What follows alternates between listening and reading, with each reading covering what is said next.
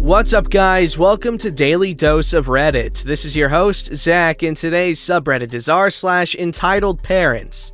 Alright, this story's called Idiot Roommate Doesn't Respect My Religion and Trashes My Things. Hello, Reddit. It's been a while since I've posted, but I am back with something juicier than ever. This story is from when I had gone to university, and it makes me puff smoke out of my ears and nose. Anyway, hope you enjoy. Background. The other day I had gone shopping for shoes. I heard about a new drop at Foot Locker, so being the sneakerhead I am, I went. Instead of buying the pair of shoes I had originally wanted, I found a pair of shoes that I had when I had gone to university. A pair of Jordan 11s. This reminded me of the horrible roommate that I had to live with. When I had finished high school, I had a huge knack for drawing and math. I'm not gonna say maths, you freaking weirdo. The best profession, which included these things, was of course architecture. I talked to my parents about it and they were ecstatic, I'm assuming. So we looked for a good university and what my housing arrangement could be. I ended up going to university, which was about 2 hours away from where my parents and I live, which was really lucky. I found an apartment which I would be sharing with 3 other dudes, and I moved out. I brought a couple of things with me, however. This is a good time to mention I was Muslim and proud. Assalamu alaikum, brother. The place I was going to be living at was with 3 other white guys, so I knew I had to be careful.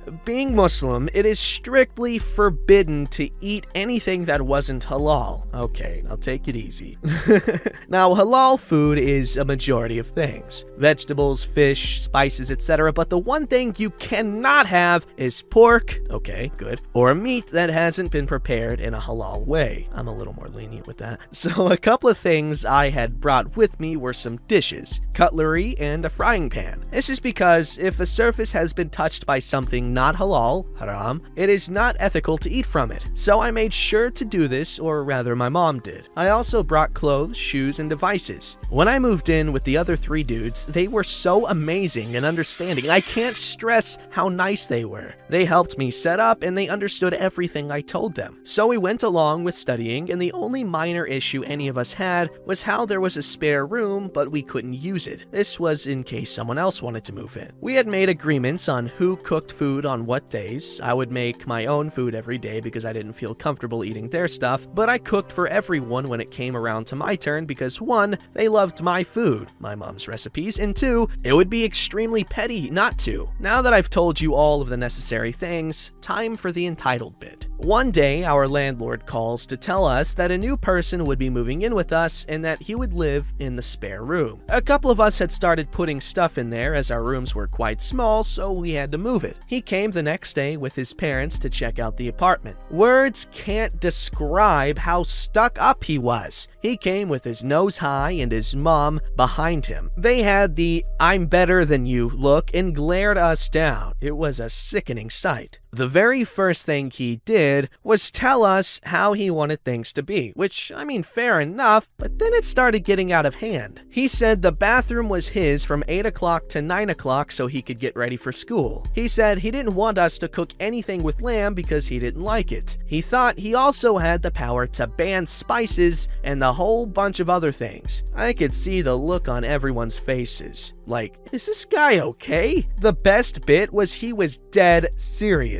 He left thinking he had all the power and was going to move in next week. After they left, me and my friends started bawling our heads off at how stuck up he was and how he expected us to do that. The dreaded day came when he moved in. We told him some of our requirements for him and he blew up. How could we expect for him to cook dinner once a week and that he couldn't have the bathroom all to himself? He was such a little turd. When I told him if he thought our rules were bad, he could just move out. The real kicker came when I told him I was Muslim. I can't remember all the slurs that were tossed at me for the next few months, but they included terrorist, bomber, how I was ruining the world, and how he always called me different things like Arab, Afghani, and Iraqi. I'm not sure he used my real name once. The worst bit was he decided to break every possible rule that I had told him. A couple of weeks had passed and his petty acts kept up. He would always run to the bathroom when I had to go, and he would leave it filthy for me. Piss all over the seat, toilet paper everywhere, and just made it unusable. We complained about him so much, but the landlord wouldn't do anything. All of this stuff was manageable to a certain extent, but he decided to use my not speaking up against me. One morning, I woke up to the smell of bacon. No surprise, my roommates love it, and I didn't mind. I went into the kitchen to make myself some breakfast when I realized who was cooking. The entitled little turd. This was the first time I'd even seen him cooking. I walk over to grab a bowl of cereal when I realize what he was cooking with. My frying pan. I freak out. I grab him by the arm and pull him away. "What the hell are you doing?" I scream. "Making breakfast," he said, with the biggest poo-eating grin imaginable. I felt like grabbing the saucepan and hitting him over the head with it. I take the saucepan and throw it in the sink with bacon flying everywhere. He looks at me with a smile and walks off. I go to my room and just sit there. I call the landlord and report him, but he says he's only been there for 3 weeks and didn't know. I just hang up. A couple of days pass and I'm still fuming. He did his petty toilet peeing act again as a cherry on top, but I wasn't having it. When he got out, I grabbed his shirt and threw him at the wall. I yelled at him to do it again and see what happened. He laughed at me, saying that I was too scared to do it and that I didn't have the guts. I really didn't, but I wanted him to know that I wasn't having it. His next act became stealing my clothes. I would walk into the living room to realize that he was wearing one of my shirts and hoodies or shoes. I would make him take them off, but I didn't even feel like taking them back. I warned him the next time he did it, he would be sorry, but laughed again and said, "What would I do?" The tension between us only grew, and my roommate started getting worried because the next small petty thing I did, I would make sure would end up with him in the hospital. A few months passed without incident. He still sometimes slipped on clothes, as mine were nearly all name brand, but he would take it off instantly when he saw me. He wore quite old,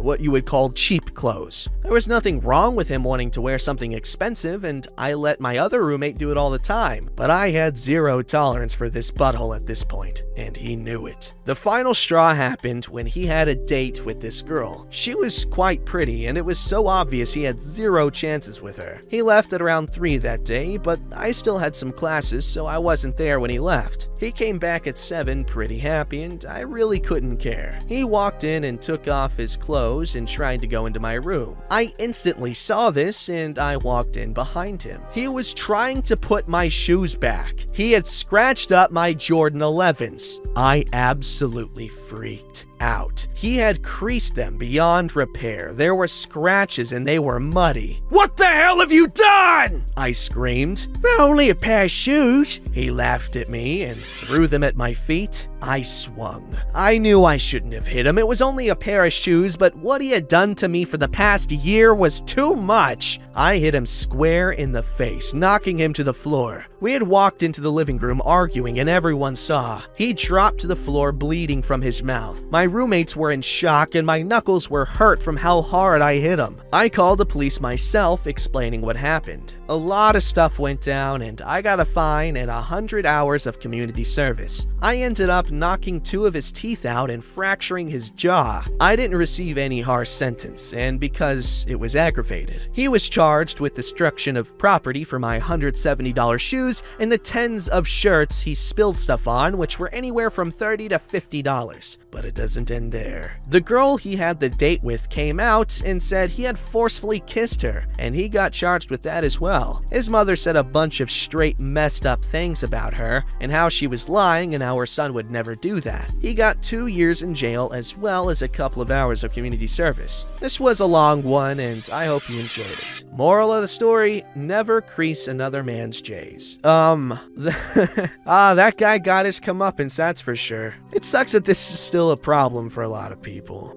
Alright, this story is called Entitled Dad Follows, Threatens, and Harasses Employee Who Is on Break When Underage Entitled Kid Is Not Allowed Into a 17+ movie by Himself. Warning, to maintain as much authenticity as possible, I will be quoting what the entitled dad said. There is language that is offensive, including homophobic slurs. Context. For those unaware, in the US, we do not allow unaccompanied children, 16 and under, into a rated R movie. They must be with with a parent or guardian, basically someone 21 plus. Thus, whenever a high-profile rated R movie is released, we station an usher at the door of the auditorium who checks tickets and IDs to ensure everyone is allowed in. Some kids buy tickets for another movie and try to sneak in. Other times, parents buy the tickets and then give them to their kid. FYI, even if the parent says that it's okay for the kid to go in alone, it is still not allowed. Story: my coworker, Bill, was stationed at the auditorium door, and I was hanging out nearby just chatting with Bill and a couple of other ushers while waiting for another movie to end so that we could clean up.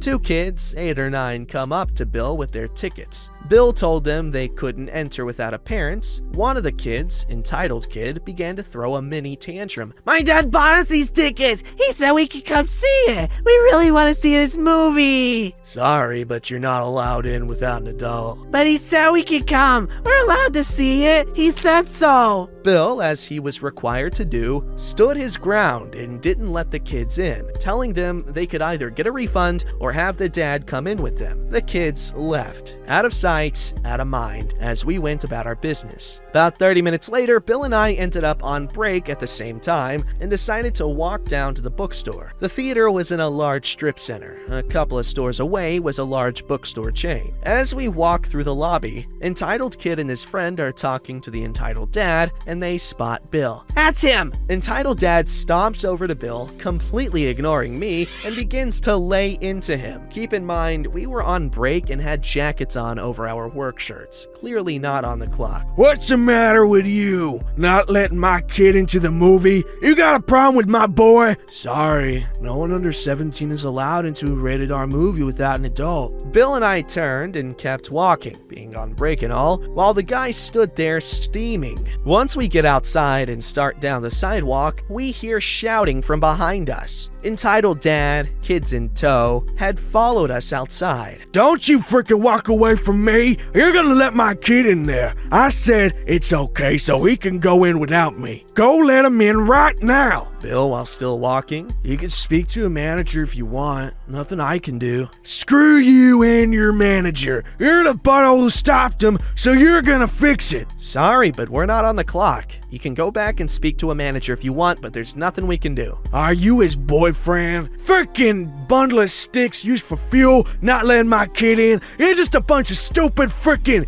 bundle of sticks used for fuel. Whatever. So we kept on walking, and he kept on following, shouting obscenities, so we start laughing at how ridiculous it was getting, which made him even more angry. We make it to the bookstore and go in, walking over to the big display window that faces the sidewalk, and there is Entitled Dad, pacing back and forth as he glares at us, still shouting. He was loud enough we could still hear most of what he was saying. Get the hell out of here, you frickin' bundle of sticks used for fuel. I'm not done with you. Someone ought to kick your frickin' ass to teach you some frickin' respect. On and on he went with that, but we just stood there laughing and ultimately mocking him. Not the wisest or most mature of choices, but I was 18 and dumb. After a couple of minutes of that, we went and browsed some books until it was time to leave. There was Entitled Dad with the kids just waiting for us. He spots us and begins shouting again, but we just keep on walking. He follows us all the way back to the theater, shouting the same types of things all the way back. When we get back to the theater, the guy shouts one final thing. I'll be waiting for you when you leave. Won't be so funny when I put your bundle of stick used for fuely ass in the hospital. When we get inside, Bill tells one of the police officers on duty about the guy, and the officer takes care of it. Never saw or heard from or about the guy again. Pretty sure he got banned from the theater though. I like how y'all handled that.